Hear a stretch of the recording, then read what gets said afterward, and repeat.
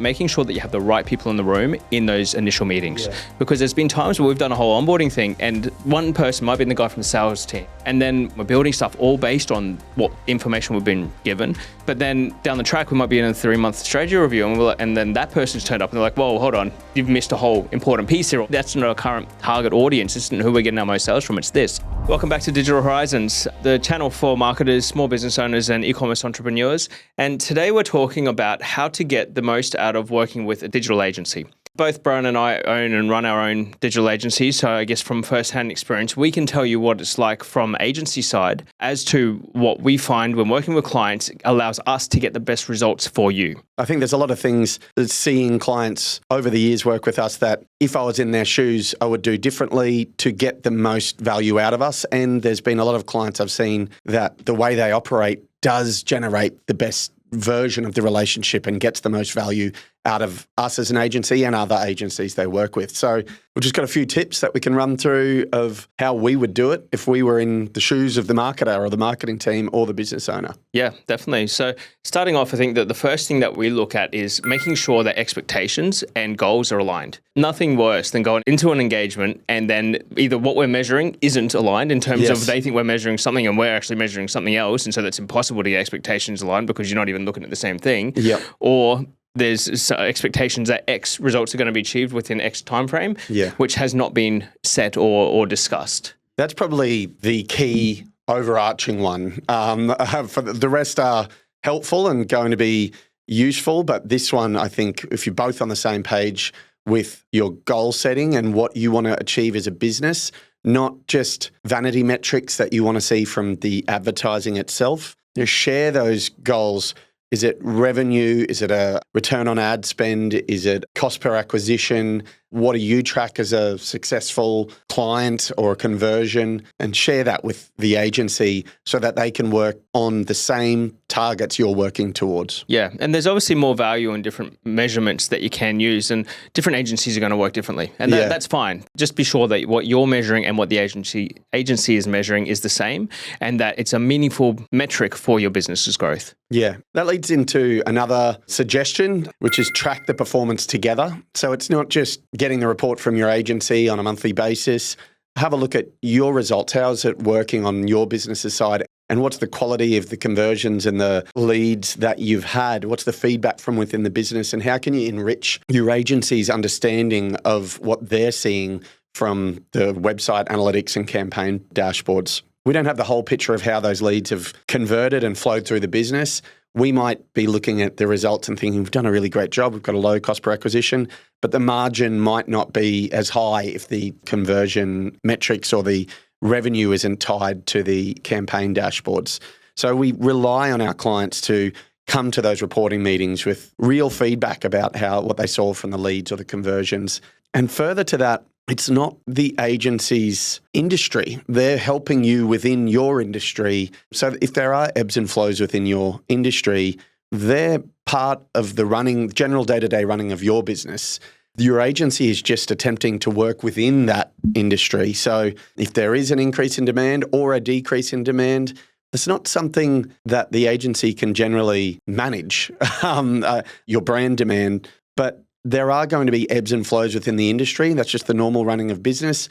I think understanding that and sharing the challenges with your agency rather than blaming each other for those challenges will result in a better and more connected outcome between yourself and your agency. Yeah, and I think that ties in with setting expectations, right? Yeah. And this is something that I guess making sure that when you're going, all right, cool, we want, say, 1,000 leads a month. Yeah. But your budget is only $100 a month. Yes. Making sure that, and if you're being told, so if you're interviewing agencies and you're being told, yep, I've got a budget of $1,000, say, for example, and you're saying you want 1,000 leads, and one agency is saying, yeah, of course, we'll get you that, but then 9 out of 10 are saying that's just a ridiculous number, those metrics don't line, then just be cautious of that, because there are some agencies who are just going to set your expectations very high and fall very short, and they just live on churn, and they have a great sales team because they'll sell you everything you can think of, but they're not going to deliver. Yeah. Whereas if you've got realistic expectations outlined from the start that don't seem out of control and also are justified, because if we're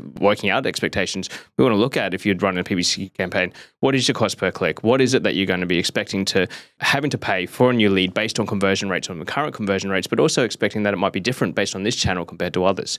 So setting your expectations based on numbers and then looking at it being aligned, and then get realistic growth patterns based on budget increases that are realistic in terms of time frame as well. Yes, absolutely. I think that trust piece, I would say, is our next recommendation, is to trust the agency expertise. And that can only come if you've selected the right agency or a trustworthy agency as well. So looking for those flags up front, are you being oversold, or are your expectations being set too high on what the agency can deliver? Is an agency promising you results from an SEO campaign, for instance, when it's really unlikely that you can promise or even forecast results from SEO? Is the agency over-promising a increase in volume of leads for the same budget? Like, there's a certain series of flags that you can use there to select the right agency. But then once you trust that agency, the next step is to not micromanage the management of your campaigns. Entrust in that agency that they know what they're doing within the platform. They know what they're doing within the campaign testing and optimization process. Any suggestions or additions to technical optimizations in the campaign is just taking their focus away from doing their job. But bring what they don't have. Bring that information about the last set of leads, what that quality was like, information about the industry and pricing and high value jobs that you want to be getting leads for, the type of stuff that they don't already know about your business that is worth sharing. But where I think clients will start to waste their time that they're investing in the agency, or that they're paying the agency for optimization on, is in micromanaging of campaigns themselves. So asking so many questions about targeting options and ad types and getting into the nitty-gritty. Well, that's what you're paying the agency for. But if the brief and the objectives are clear at a top level, you should be trusting that agency to deliver within those limitations or those guardrails. Yeah. It's a really hard one, because there is also the trust that you need to provide, but you need the results as well, right? So what I guess from a business owner point of view or something, if you're paying an agency and you're not getting the results you want, it's really hard just to sit there and trust as well. If the expectations have been laid out from the start and you're aligned and you decided what you're measuring, and then you're looking at the results and you're going, hey, we're just not doing this. I guess that's where it's hard to be like, all right, cool, what are we doing? Yeah. And so I guess that trust, whilst it is important to trust, it has to be earned to a degree. Absolutely. But I think that, as you said, once you've got that confidence, and you should have the confidence, I think if you're engaging someone, you should be getting doing your research, making sure that you're working with the people that you want to be working with anyway. But if you are confident you've made the right decision, then going through and having the confidence that they got your best interest at heart and they are doing the best thing in your account to get the results that you're after. Yeah, I think there's two levels to why you should trust an agency, or two categories, I would say, that you need to consider when deciding if you're going to trust your agency. There's the personal relationship with someone. They're a good person. I do believe that they're working hard on trying to get me the results. And we come across that where clients come to us from another agency, but they trust the person and they really are trying their best for the client. But the other side of it is capability and experience. It's not enough sometimes just to be doing the work and making the changes and implementing optimizations as an agency. You have to have capability. You have to have experienced team members who know what they're doing and can implement custom or tailored structures to get better results. So we see both in terms of clients leaving their agencies, coming to us. Some, they might have the capability, but the agency is built for scale and volume. So there's just no belief that the work is happening on their account. I'm sure there's a senior person at that agency that could do it, but they don't have the time to do it. And then there's the other side where it might be a smaller agency where they have trusted the person that's worked on their account implicitly for years. Whenever they call them up, they try to react and figure out ways to improve, but there's never any shifting in the results. That to me says, look, the person is trying, but the capability isn't there. The strategic view or brain isn't there to make the right changes. So yeah, we're not suggesting you just sit back and let the agency do whatever they want. There has to be those moments where you call it and go, I do trust you, but I don't think you've got what we need to get there. Or I don't think the work is happening on my account that needs to happen. And that in that case, it's time to make a change. Yeah, there's nothing, but just on the trust pieces, nothing worse and more frustrating that we find is, I don't know if you guys get this, but we'll get a email from a client, and normally it's in the earlier days where maybe they haven't got the trust and confidence in what we're doing at that point. And we'll get an email and be like, oh, hey, I've just had some unsolicited email from some agency or something that's just gone, hey, look at your account. We can do this, this, and this. Is your agency doing all these things?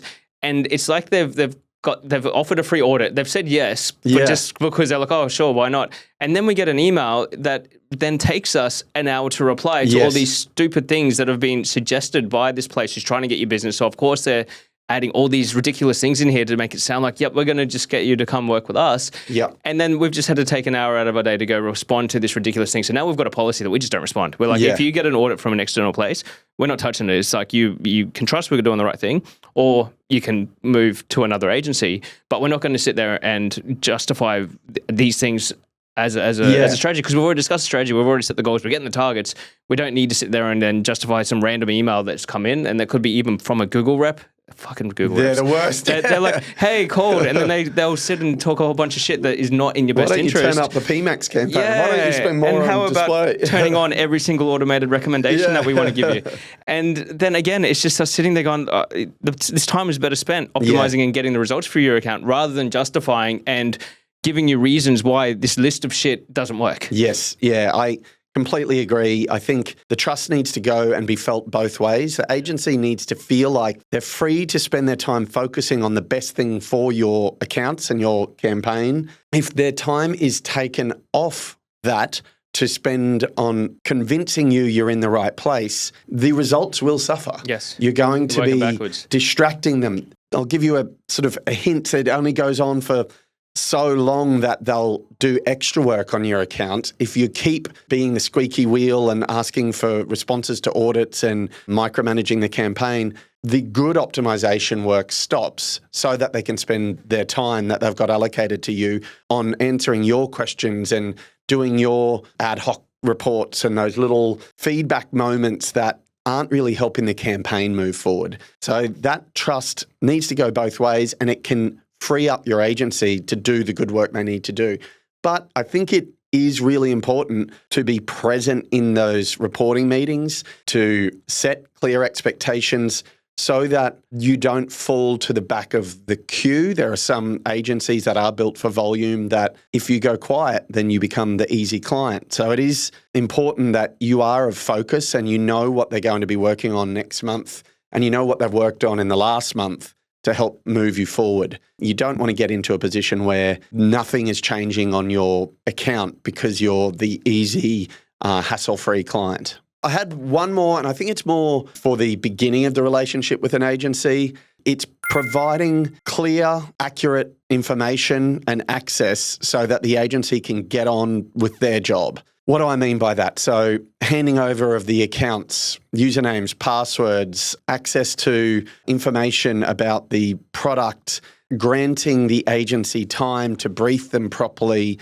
at the beginning so that they can get to the right answers in the ads sooner. There is so many occasions where the first 2 to 3 months are sometimes spent looking through or helping the client trying to find access to things like Search Console or the analytics or whatever it may be, or connections or data connections to their CRM, things like that, that if you could have your house in order and provide a clean and neat handover to your agency, they're spending less of the campaign setup and optimization time on organizing you as a marketing team. So keep a list or a one password or a password vault of all your accounts and all the access you might need. Make sure you own your accounts and you're giving agency access to your accounts, not it living with an agency and you have to extract it away from them.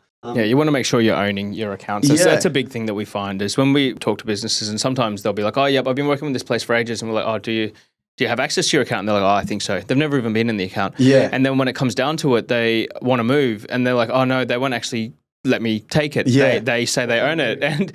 And like that's the biggest load of shit because it's your data, it's your business's thing. And there are agencies that just use this as a thing where it's just like, yep, we'll just keep your data and it's to keep you there. And it's the ones that aren't getting you the results and they feel that they need these tactics to keep you there.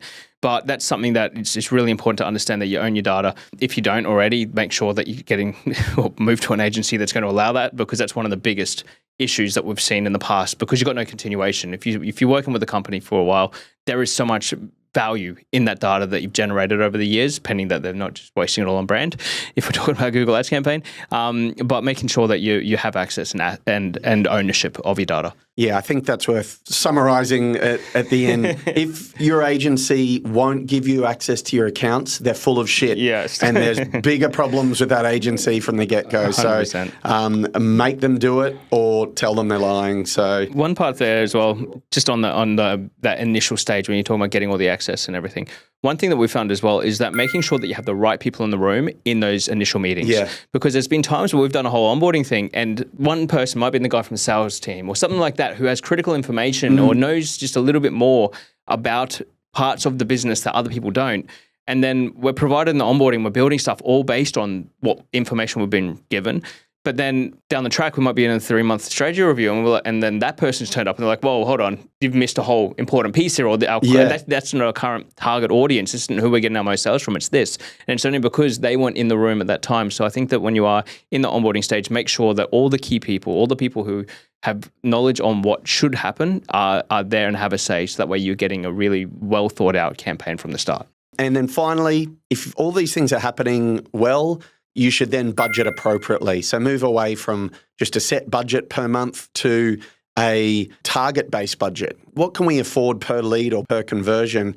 And how far could we push till we go over that cost per conversion rather than just setting monthly budget caps of, say, $5,000 a month or $50,000 a month? Once you trust the agency, the strategy is firing, and you can afford $30 per conversion, you should spend as much as humanly possible until it costs $35 per conversion, and then start looking at optimizations or things you can do or other channels you can enter. There's obviously more things you could do to get the most out of your agency, but they're the ones that we would work on right now. Yeah, it's going to make your engagement, your enjoyment, and even the results that you're getting throughout the engagement far better.